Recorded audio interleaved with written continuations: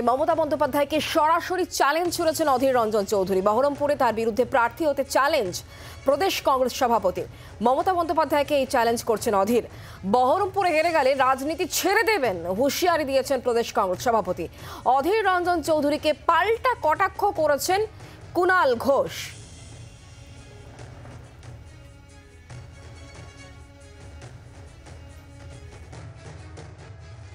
আসুন, আপনি নিজে আসুন।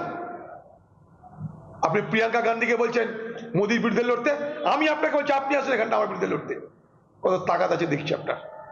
মালদায় চলুন, দেখছি আপনার দয়া নিয়ে আমরা সব সিট জিতিনি।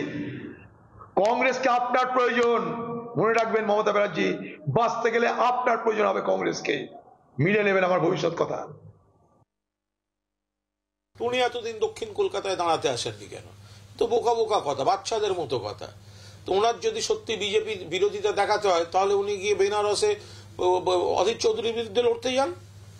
যদি ওনার এতই খাঁটি বিজেপি বিরোধিতা দেখাতে হয় তাহলে ও ওখানে না লড়ে অধীর বাবু যান না, মোদির বিরুদ্ধে লড়তে যান। উনি তো মোদির লোক, কেন লড়তে যাবেন? তো সুতরাং এই ধরনের কথাগুলো হচ্ছে বাল্যকিল্য রাজনীতির কথা। বাংলার আওয়াজ, বাঙালির আবেগ, জি 24 ঘন্টা।